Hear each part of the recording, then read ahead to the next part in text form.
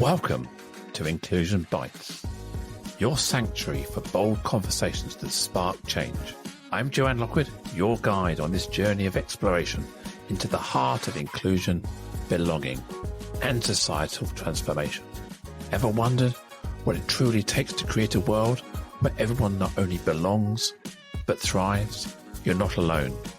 Join me as we uncover the unseen, challenge the status quo, and share stories that resonate deep within. Ready to dive in? Whether you're sipping your morning coffee or winding down after a long day, let's connect, reflect, and inspire action together. Don't forget, you can be part of the conversation too. Reach out to joe.lockwood@seechangehappen.co.uk to share your insights or to join me on the show. So adjust your earbuds and settle in. It's time to ignite the spark of inclusion with Inclusion Bites. And today is episode 167 with the title, Step Into My Shoes. And I have the absolute honor and privilege to welcome Rebecca Engle. Rebecca is a passionate special education teacher, an author, an advocate for neurodivergent students who is dedicated to creating inclusive learning environments and improving support systems for autistic learners. When I asked Rebecca to describe her superpower, she said that it is her ability to transform her own personal experiences into actionable advocacy for inclusive education and student empowerment. Hello, Rebecca. Welcome to the show. Hello. Thank you for having me. Good to have you. I think we tried to sort this out before Christmas, but for one thing or another, we had to postpone it until now. So, yeah, it's great to have you on. Yes. You mentioned just now that you're based in Texas. Is that right? Yes. In the US. So what's the weather like at the moment? It is like 50 degrees outside, but going up. Okay. So that's chilly, but not cold. Yes. Yeah. So Rebecca, you have your journey you've been on as an autistic educator. It's quite inspiring reading through the notes. So can you tell me a bit about your personal journey? What got you into doing what you're doing? Yeah, sure. Well, as a little girl, my mom realized there was something different about me, but I had two older brothers, so doctors were kind of like, don't compare her to your brother, your sons. Like, she's fine. She'll be fine. And my mom went for my brother's 5-year-old checkup with me, and I was newly 3. My brother's doctor said something's wrong with her. And my mom was like, finally, someone said something. And my brother's doctor was my doctor was my brother's doctor's boss. So you can imagine that argument that happened there. And so when all of this started going on, I was later diagnosed with pervasive developmental disorder, sensory processing disorder, auditory processing disorder, speech apraxia, you can name it, multiple diagnoses. Now, in modern day DSM, all of those fall on the autism spectrum. At the age of 3, because of these diagnoses, I started in the early childhood education program, which is for children that have disabilities specifically to attend pre-K in the U.S. And so I attended an early childhood facility and learned how to function in school settings. I was in a setting like that for 3 years in a self-contained classroom with other autistic, disabled students, and then went into the general education setting which is a setting with children without severe disabilities, and was manipulated, mistreated by teachers, bullied, led to terrible things all the way until I got to the end of college, really.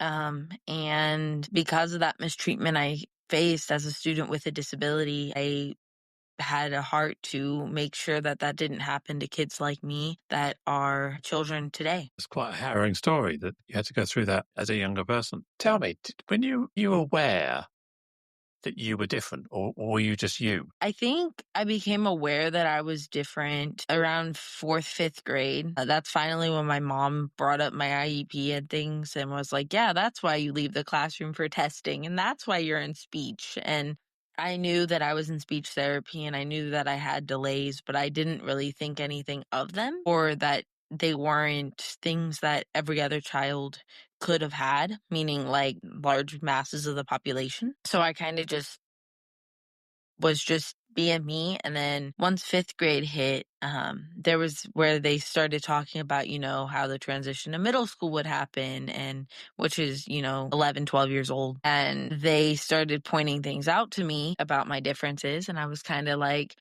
and that's when I realized I was very different. And then as I went on through life, I still had those sensory bothersome and things like that. Like I can't wear certain sweaters, certain clothes get to me.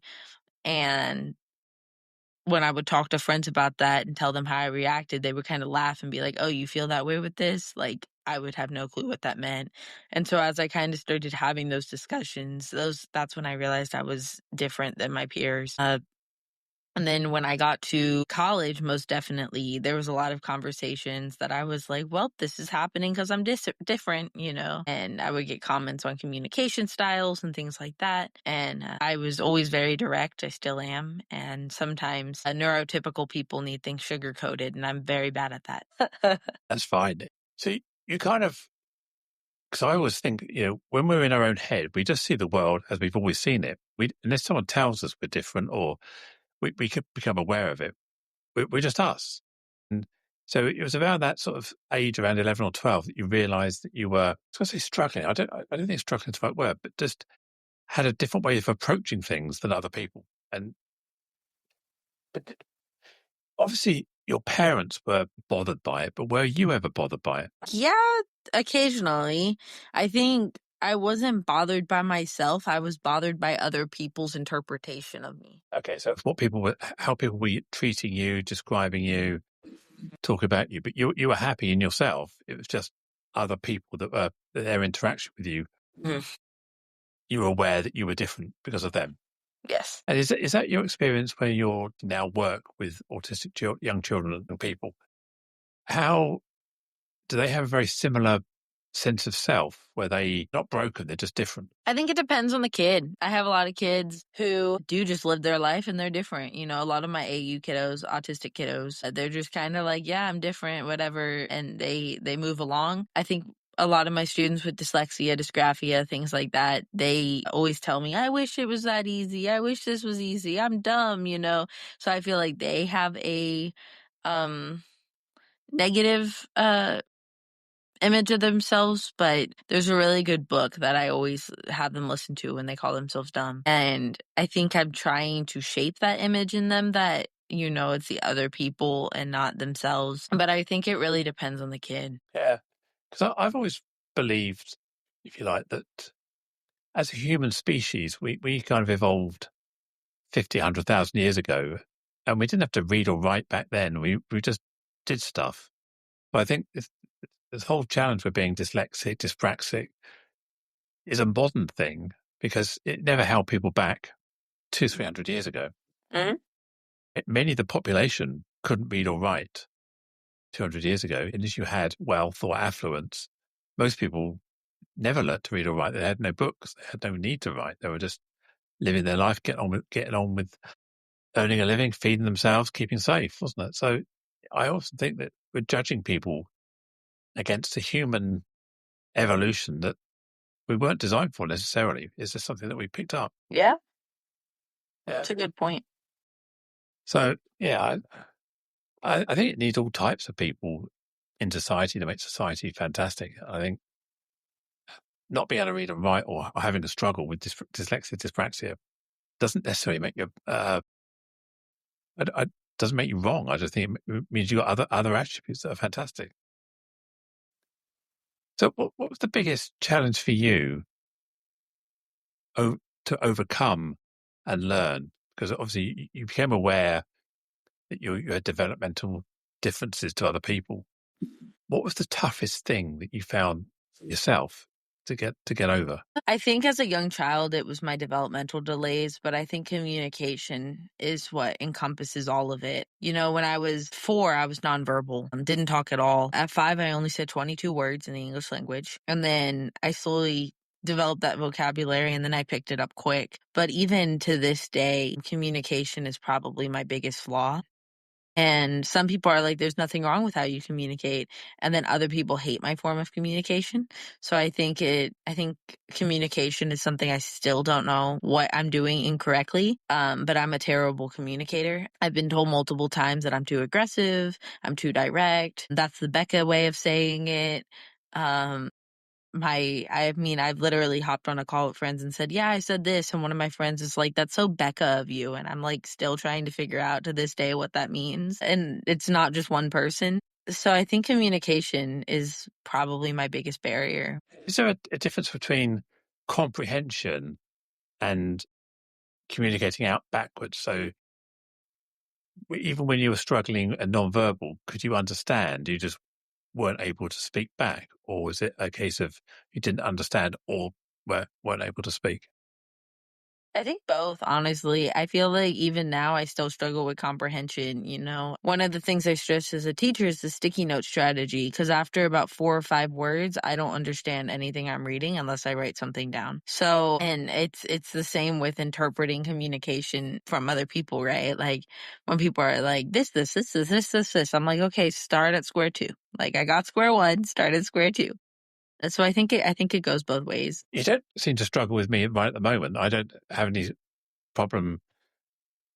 There's no Becca style coming into it yet. Is that I'm, it's a fairly straightforward conversation at the moment, or is it you're in your comfort zone at the moment? I feel like I've gotten used to going on podcasts and I've kind of gotten used on how to respond. And I feel like when I'm talking about my autism, the people who are watching are probably those who either want to educate themselves on autism or already have experience. So I kind of just don't feel a need to mask anything. Yeah, that's a good point. Yeah, that's a very good point. So, what would you say is the most misunderstood thing, if you want to call it a thing, about being an autistic person or even just yourself? Yeah. I think trying to figure out the neurotypical mind and ways. I feel like as a neurodivergent individual, you know, my boyfriend's neurotypical and I'll text him and I'll be like, hey, what does this mean? And why would a neurotypical say that? Or, oh, wait, that's something neurodivergent people do and not neurotypical people. And like, he's literally had to explain to me like that thing is not normal. That thing is normal. So I think just like figuring out the mind of people who aren't neurodivergent is something that I struggle with. I don't know. I don't know how to put that, but like I've literally like seen a TikTok or an Instagram reel or something and it's like as a neurodivergent doing this and I'll like send it to him and I'll be like, wait, not everyone does that, you know, like, and I'm still Okay. figuring things out at 22. That doesn't sound too dissimilar to maybe someone who speaks German language from Germany. That they have a very direct, very intolerance of too many words. You know, they want to be really direct at you. Whereas Japanese people want to use lots of words and lots of descriptions. So as a native English speaker, I guess I come across people with different first languages. The way they communicate with me is different than a native English person. So what you're saying there is you're effectively translating between one set of language rules and another set of language rules, where you don't always have all of the guides to do that. Yep. Yeah, yeah. So the students you work with at the moment, so you work with them from what age? From year 5 or 5th grade all the way up, or is it mainly older children? So I work with 3rd, 4th, and 5th grade, which is ages 8, 9, 10, 11, and 12, depending. And I suppose by that age, they've been diagnosed, they've got support available to them, which is why they're coming to you. In some cases, no? Sometimes, I feel like by 3rd grade, they're figuring it out, that 8, 9 years old, a lot of them. Some have already been diagnosed. 10 and 11, it depends on how consistent their education has been. I work in a area with a high poverty rate. And so sometimes in a high refugee rate as well. So a lot of the time we get kids from other countries who have lived here since 3rd grade. So obviously, in a third world country, they didn't have access to those resources. So they got diagnosed much later. So I think it just depends. You mentioned just now that neurodivergent people with autism, have maybe sometimes trouble deciphering a neurotypical conversation. Do you find the same when you're talking to other autistic young people, autistic people, where you still have to translate what they're saying because their neurodiversity is different to yours, or the way they communicate is slightly different, or do you find it much easier to relate to people, autistic people? I find it much easier to relate to people on the spectrum. I feel like when I'm relating to people with autism, I feel like I get them. There have definitely been communication barriers with other neurodivergent folks where I'm like, hold on, explain that again. But I feel like I don't feel any need to mask around people who are also neurodivergent. So, and I feel like they feel the same way. So it's kind of more open, and I feel like I comprehend them better. Okay, so you're both aware of your communication style, both acceptance of other communication styles, and as you say, it's a safer space. You haven't got a mask or cover. You can just be yourself, and they'll be themselves, and you can just sort of laugh about it and go, "What do you mean by that? What do you mean?" You haven't got to pretend that you do understand and go, "Didn't get that." Yeah. Yeah. So, what techniques did you find to help you overcome your developmental differences? So, was it one-to-one coaching? Is it reading exercises? Is it a different way of learning to read, phonetics, or learning words? How did you approach developing those new skills? Yeah, my mother put like papers all around the house that had everything labeled with the word. So there was that. She was very, very supportive and read to me all the time. So there's that too. And then I feel like as I got older, just like facing the realities of being different helped too. And like asking my neurotypical friends how to respond or how to do things in these situations was something that I picked up on. And sometimes just being called out, like, that's not how you engage with that this way, or, that this is how you have to respond in this instance in a positive way helped. But I think a lot of it was just a lot of one-on-one with my mom. My mom journaled literally every movement I made with my body at one point. Like if I did this with my finger, like moved it upward, she would write it down. Like literally everything I did with my body. And then she would find a way to respond to it, including my stimming. And I think that helped as well. How did your stimming manifest? Was it literally just rocking or finger movements, or was it having comfort toys? So as a kid, it was flapping. I flapped like a bird. So I would literally start like waving my arms. I did a lot of back and forward rocking. Um, a lot of circles. I think in the textural stims were nail biting, biting my fingers, biting things. And then now I do a lot of finger movements. I still sadly bite my nails, but a lot less frequently. But my typical stim for those watching via video, I kind of like tap my fingers like I'm playing an instrument. I don't know how to describe it. Or I rub my hands together to create like a friction sense. But it's funny because I'll have alone time in my classroom where I'm on a conference period or on lunch or whatever, and I finally get to like de-stress, and I'll stim, and then a student will walk in and I'll be like, oh, and I'll like mask my whole body and go straight into like a real weird pause. So it's definitely my hand flapping and things definitely still come out. It's just when no one else is around. So, how would you describe stimming manifests itself? Is it times when you're stressed? Is it times when you're lonely? Is it times when I don't know? Is there a particular trigger for stimming, or is it just all of a sudden it comes back? I stim more when I'm lonely, and then lonely and stressed really adds to it. But ultimately, it's stress and anxiety that cause it. So something sort of stimulating your brain, and it's a way of releasing that sort of kind of tension, is it? Mm-hmm. Yep. So I pick my nails a lot these days, and it really winds my wife up because she says, "Stop playing with your nails, stop playing with them." And I just find myself flicking my fingernails and playing with them and doing this with them all the time, and it winds her up completely. And I just go, I can't stop it. It just does it. You keep shouting at me, or you like, but I'm going to keep doing it because when I'm driving, sometimes I'm driving. One hand is kind of playing with the nails, but it's I can kind of relate to what you're saying, and having a toy or something in my hands or something like that just distracts me from playing with it. I can just squeeze this instead. So I can relate to it. I wouldn't say it's more fidgety, I suppose. Stimming, yeah, it's just something that my brain used to do as well. Mm. When I was at school, I used to doodle a lot. Just draw lots of little Yeah. circles and little things, and lots of straight lines that used to cross each other. But yeah, My drawing so stem is flowers. I draw a bunch of flowers or circles. I tended to draw H's, the line across it, and then I'd make one part of the H, another H, and then another H, and I ended up with a whole page full of joined together H's. Okay. I just did that all the time. Still do that now. If I'm in a meeting, I'm bored. I just that's my doodle. It's H's, interconnected H's.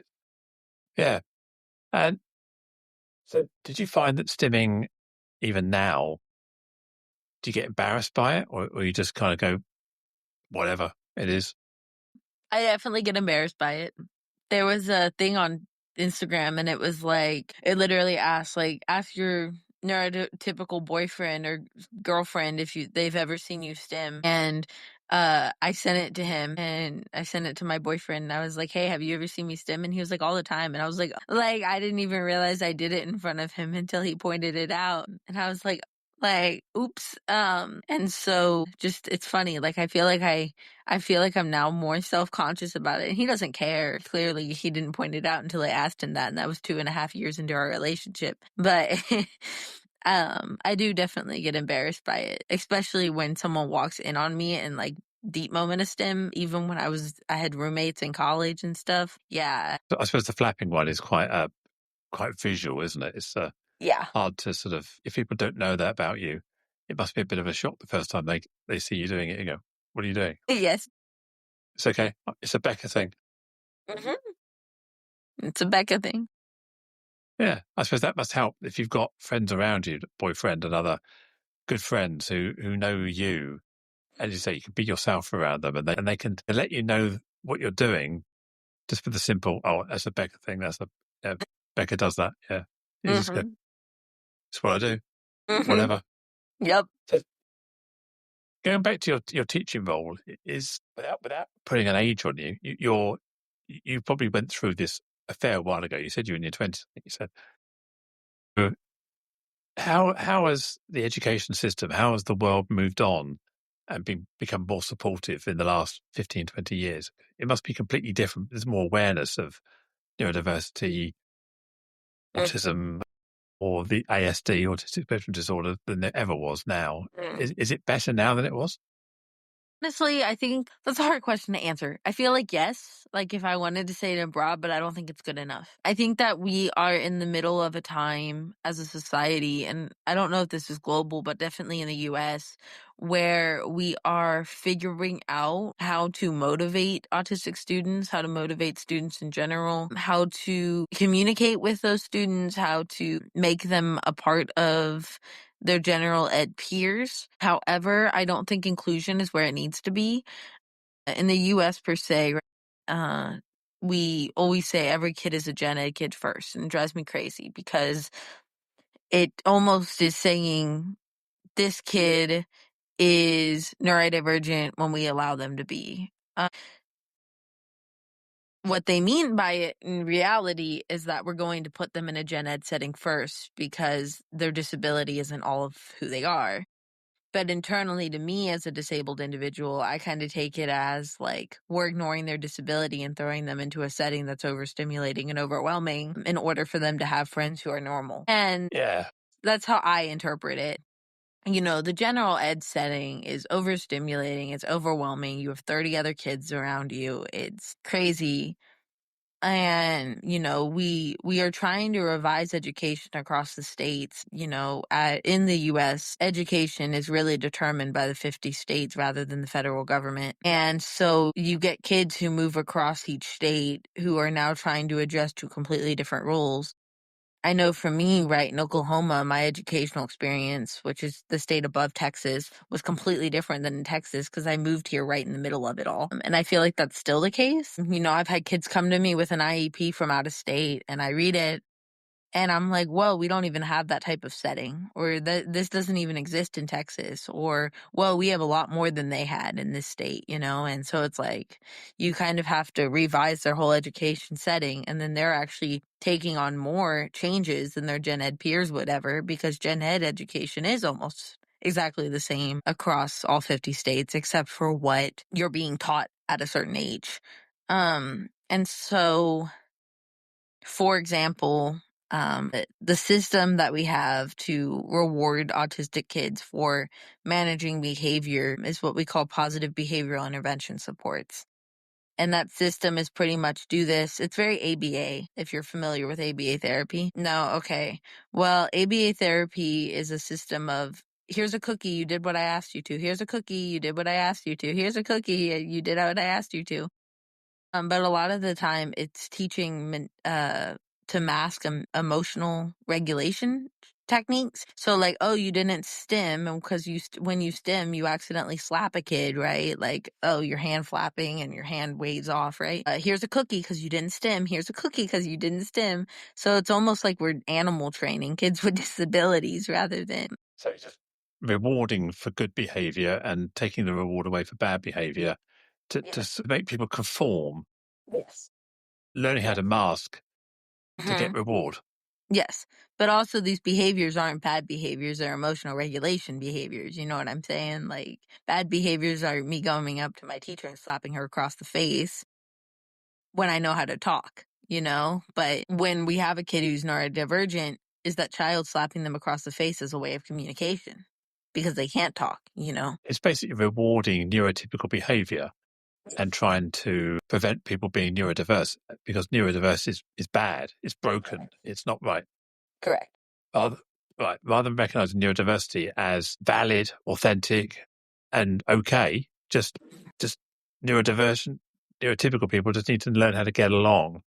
And because you must find neurotypical people frustrating as well. They must, yeah. No one ever says they're bad. You don't understand. It's funny because I'm a special education teacher right now, which means I teach kids with disabilities. And everyone always asks me, would you ever teach a gen ed class as long as it had disabled kids in it, which is a class with inclusion, right? And I was like, no, because I would favor all of the kids with disabilities, and then all the other kids would get pushed to the side. But yeah, that's what I would call equity. It's giving the kids who need the help. That's what you're set up for, isn't it? So you use the term IEP. What does IEP stand for? Individualized education plan. So it's the United States legal document for a child with disabilities to get individualized supports, one-on-one supports from a one-on-one staff member. So I would imagine that not every child exits education or their main education with qualifications, able to function, or they're still held back by their autism, their neurodiversity. What support is there? Are there colleges where they can get support there as well, or is it only really in the primary education? So in the USA, we have what we call the IEP, which is this classifies a student as a special education student. And so this student is getting modified work, maybe that the whole entire assignment's getting modified. And then it may even be grades below, right? So we may be modifying a 7th grade assignment to 2nd grade level. Meaning like this kid's 14-year-old assignment is modified for a 7-year-old developmentally.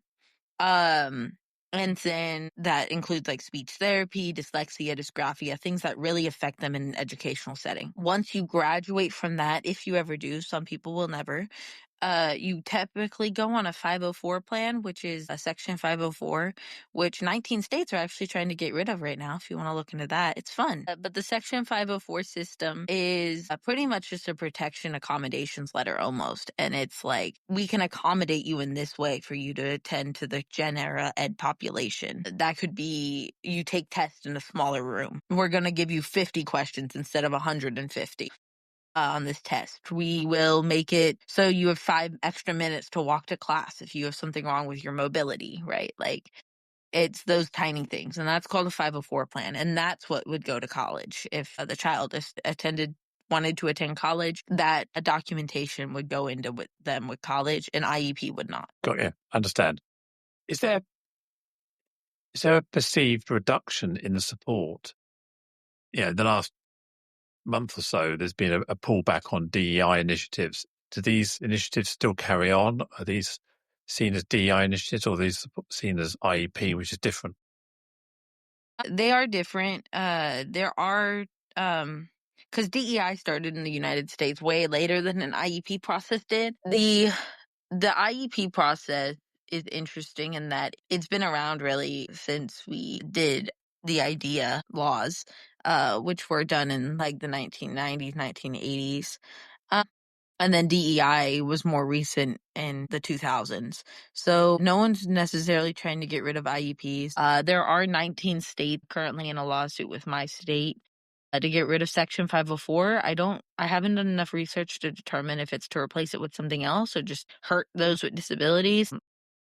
From what I understand, though, it's just to get rid of it completely. And so that's on an attack with the DEI changes. But I feel like DEI, in the way I've experienced it in the US, and it shouldn't be this way, but it has been this way, is more so centered towards race and ethnicity in the United States rather than the inclusion practices of disabilities. It's in the name that it should be, but I'll tell you that my school that had DEI classes, my university, I took a DEI class, and the same professors told me that I needed to learn how to mask my autism. Like, the professor teaching the DEI class told me that I needed to hide my identity.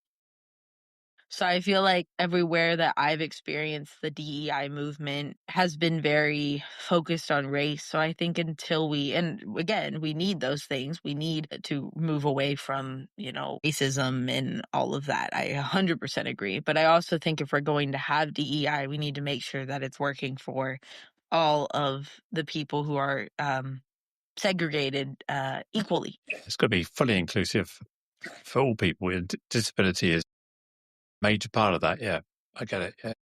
Yeah. So, what do you think is going to change? How would you evolve the system? I think you've already touched on the fact that making sure that neurodivergent people aren't disadvantaged in a neurotypical world by trying to convert neurodivergent people to be neurotypical. How else can organizations support Yeah. autistic people? Well, first it starts with insurance companies accepting cognitive behavioral therapy rather than ABA therapy. That's number one. There are practices out there already lying that their therapy given is ABA therapy when it's actually CBT, just to be covered by insurance companies to support families that have kids with autism. But many of our insurance companies in the US are still only paying for systems that feed into that ABA PBIS award system. And then I think there just needs to be more education from an early age. Like, due to other laws, right? I can't tell anyone that this kid in my class has a disability, which is 100% valid. But even if that kid starts saying, I have dyslexia and this is what this means, a lot of the time the teacher will say, stop.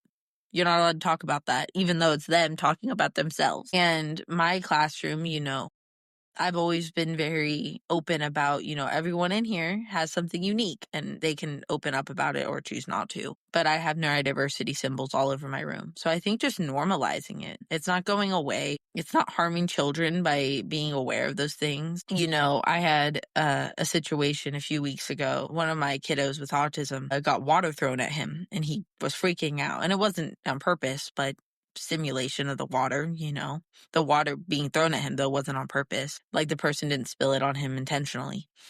But another girl, came up to his face and screamed, "It's just water, get over yourself." And this kid has communication deficiency, so he couldn't say, it bothered me because it's this and this. And one of my kiddos came up to this girl and explained his autism and was like, this is overstimulating him, and was able to talk about it. And these were 9-year-olds. Like, these kids have the ability to do that. You just have to let them. And I feel like we we lack that in the United States, right? We tell all these kids, well, you have support. You don't need to talk about it. You can keep it a secret. And that's just is. Even when, as a co-teacher, as a special ed teacher, I'm not allowed to walk in the class and be like, I'm here to support the kids with disabilities. I'm not even allowed to say that. I have to pretend that I'm there to support all 25 kids. That sounds crazy. I get the fact, as you said, you don't want to out somebody or separate somebody as being different, discriminate against somebody, treat them less fairly. But the whole point of equity is to give people the tools they need. And not talking about someone's autism or neurodiversity means that you're not able to give them the support they need, or even normalize conversations and have a conversation about, actually, our friend here, this is who she is, and this is how she responds best. If you can't talk about that, then how can you bring that person into this conversation? It sounds absolutely ludicrous. And I mean, I would get it. Like, if the kid doesn't want to bring it up, that's fine. But I feel like even having people like myself go to schools and be like, hey, just so you know, you could run into these types of people in your classrooms on, first day of school. Let's have an auditorium discussion about what type of kids you could run into, kids in wheelchairs, kids in this. And just having that discussion each year could open so much. But we're so like, don't talk about it. It's hidden. It's a secret. Yeah, I mean, when you get to the wider world, into the workplace, if you have that same sort of attitude, then no one's ever going to give you the support you need. You're used to just, as she pointed out earlier, just masking and covering and hiding your identity, what all the things that you need for people to help and recognize you with. You hide them, and it's like, yeah, it's ludicrous. Yeah, wow. Is that all over the States, or is it just a tech? It's not just a Texas thing, then. No, it's not just a Texas thing. It's all of the states. I wasn't. Yeah, for sure. Yeah, don't out somebody. And I'm. I mean, okay, I'm the wrong side of 20, so I don't understand what young people are doing these days. But I can't imagine in the UK we're avoiding talking about it. I think we're more likely to have open discussions about neurodiversity because it affects so many people these days. It's on the news all the time, and people are talking about it, and lots of autistic advocates out there talking about this all the time in workplaces. So I can't imagine we would cover it up or hide it. So you mentioned that CBT is an improvement on by a long shot. What's the key elements of CBT then that people? Sorry, just for anyone's listening, CBT, cognitive behavior therapy. What's the difference between that and how you educate people through that than ABA them? Yeah. Cognitive behavioral therapy teaches what behaviors are genuinely wrongful, right? Like slapping someone or harming someone. And it removes that PBIS system of here's a cookie, here's a cookie, here's a cookie every time they do something. And it's actually done by actual therapists. So ABA, in order to become an ABA therapist, you do not need any form of therapy degree. You do not need any form of college education. You can be a high school graduate with a GED and become an ABA therapist. Like, you can leave the 12th grade when you're 18 and become an ABA therapist and make $30 an hour, which is like high here, right? Like, that's better. That's almost as much as I make as a teacher with a degree. And all you have to do is watch a few videos and take a test, and you're an ABA therapist. Cognitive behavioral therapy are actual trained therapists who have completed multiple years of college, who have a master's degree and a doctoral degree, and have genuinely studied the brain. And so you're getting a whole entire other educational level. But not only that, your child's learning how to embrace these things rather than hide them. And they're taking the behavior cognitively. They're not just correcting and teaching to mask. They're not training you like an animal. They're working through it with you. What can we do instead of slapping someone when we need this? Let's talk about it rather than, oh, you didn't slap someone, here's a cookie. Oh, you didn't do this, here's a cookie. So it's giving people strategies. So you're rewarding through correcting integration rather than rewarding, as you say, a cookie. It's actually learning that, well done, you did great there. So you're being honest with that person and giving them that positive reinforcement rather than was it a dopamine rush in their head with a cookie or whatever it is. Yes. So I'm looking through the show notes, and you put that you've written a book, and what's all the book about? I am the author of Step Into My Shoes. It's a children's book about kids with disabilities, and it's about kind of how I navigated my elementary school, my primary school years, so those younger years as a student with a disability. And is it aimed at other students, or is it aimed at parents as well? It's aimed at students. I mean, parents can read it with their kid, but it's definitely a children's book. So is the character you in it? Is it a young girl in there, or is it a... Yeah, the character's name is Rocky. My legal name is Rebecca, so I was like trying to think of something with an R and went with Rocky. And Rocky is based off of me and a few other AU kiddos I got to teach throughout my years as a student teacher. So what's Rocky's kind of superpower then? What makes her special? She's an AU kid, but what does is she dyslexic, dyspraxic? Does she stim?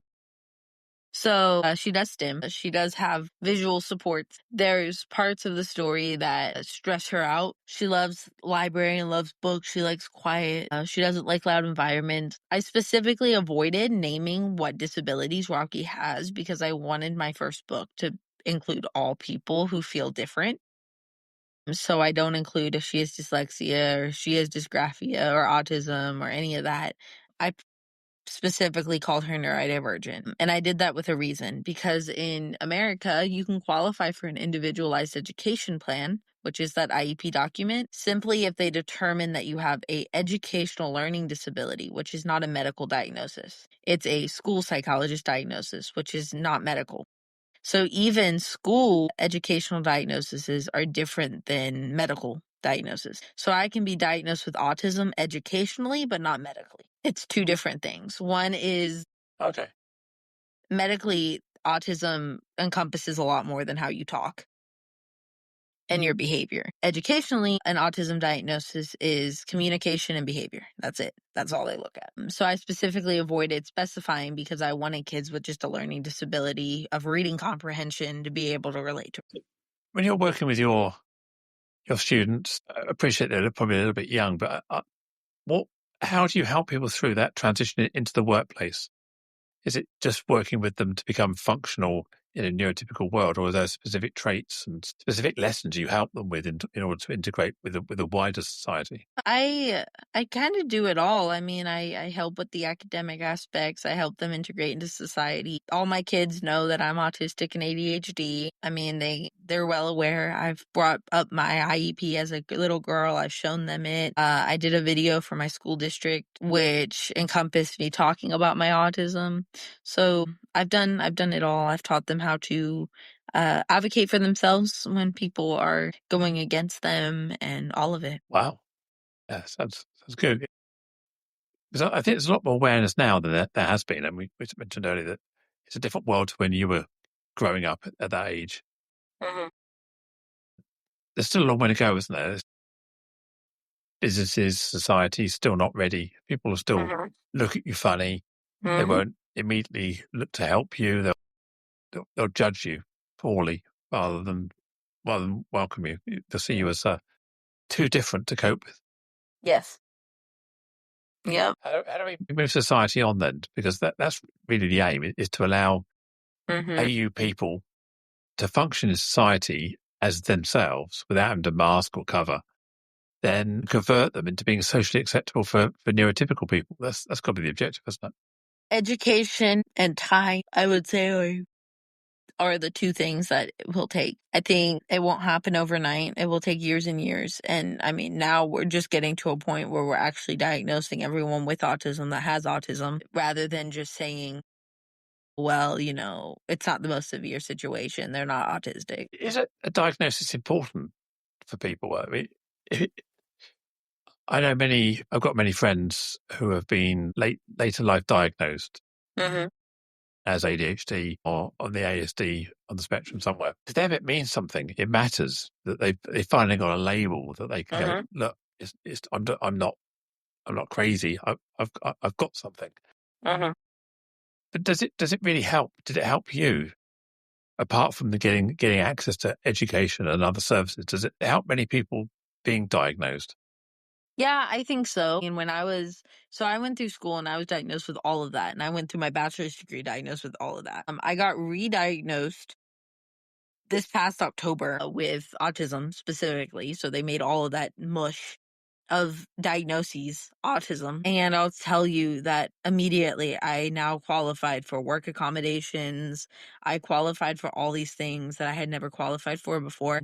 In my undergrad university, they told me I was too autistic to teach. They told me that my communication skills were bad and all these things while I was seeking my bachelor's degree. And because I only had like pervasive developmental disorder, like all these developmental diagnoses, but not the word autism attached to it, even though the DSM had been updated to include those as autism, I couldn't sue or protect myself. So it is important to have, I mean, in the same way that if someone has cancer, they want to know they've got cancer. If you're autistic or have ADHD, you want to know that at least you can advocate, or people can advocate for you to make change, to create space for you. Yeah. No, I get that. So what plans have you got for your next book? I want to do, my next book that's coming out is an adult book, and it's Through Our Lens, which is Perspectives on Disability. That will come out in October.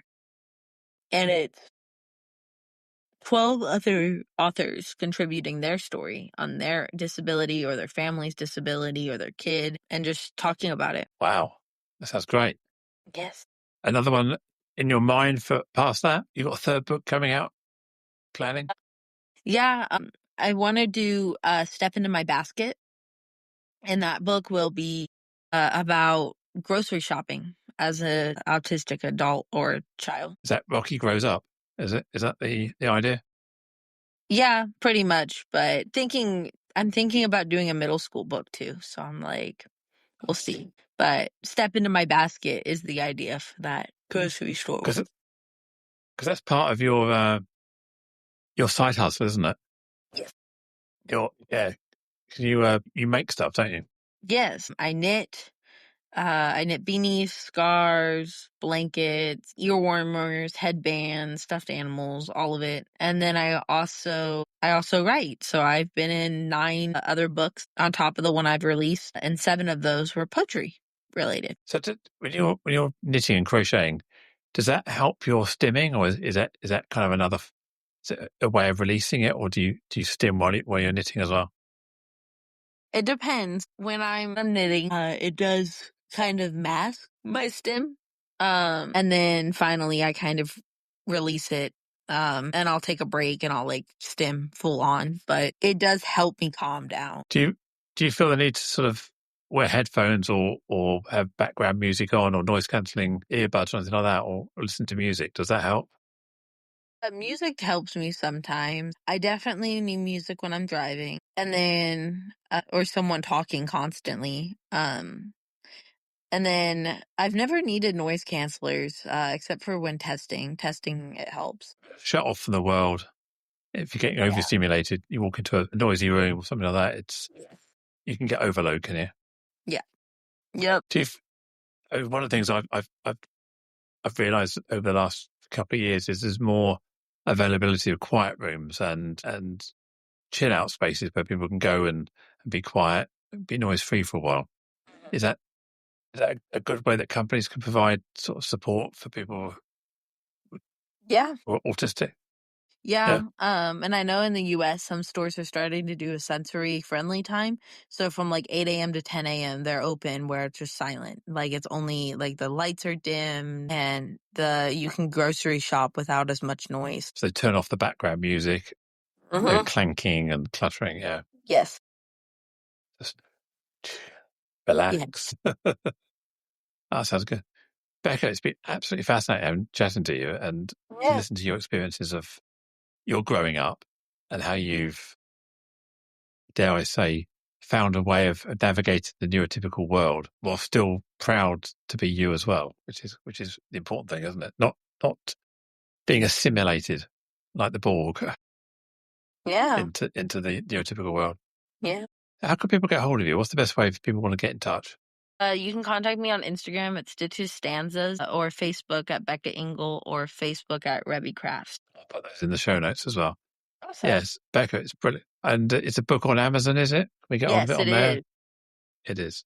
Okay, I'll find that and I'll put a link in the show notes as well. So, awesome. Becca, Thank you so much. Absolutely fascinating. Thank you. Yeah, thank you. Bye. As we bring this conversation to a close, I want to express my deepest gratitude to you, our listener, for lending your ear and heart to the cause of inclusion. If today's discussion struck a chord, consider subscribing to Inclusion Bites and become part of our ever-growing community, driving real change. Share this journey with friends, family and colleagues. Let's amplify the voices that matter. Got thoughts, stories, or a vision to share? I'm all ears. Reach out to joe.lockwood@seechangehappen.co.uk and let's make your voice heard. Until next time, this is Joanne Lockwood, signing off with a promise to return with more enriching narratives that challenge, inspire, and unite us all. Here's to fostering a more inclusive world, one episode at a time. Catch you on the next bite.